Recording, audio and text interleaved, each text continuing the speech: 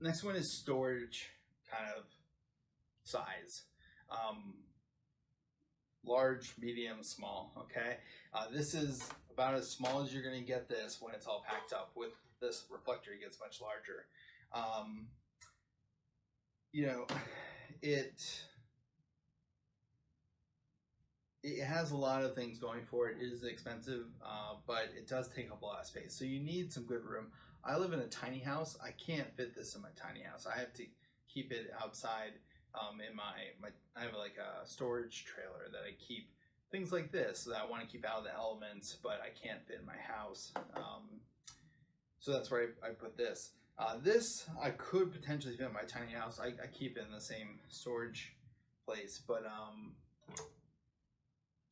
this very easily could, because these fold up and then the legs wrap up almost like a suitcase. So it's long, but it's not that tall and not very thick. And then this bracket at the bottom actually will stand up on a shelf. So that's something to consider. And then obviously, if size is the biggest consideration for you, and also weight, a Sunflare is the 100% option to go with here. Maybe 2 pounds, maybe 1.5 pounds, I don't know. But it's two inches thick. And let's see here. We got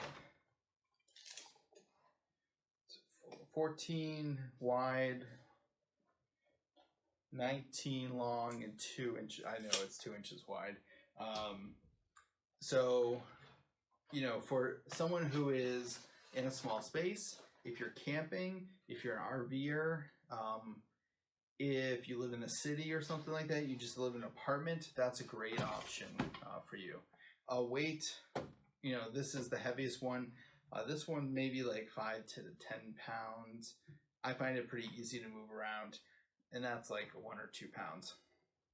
So I hope you found this helpful, and we have more videos going more in depth on each of these and kind of talking about it.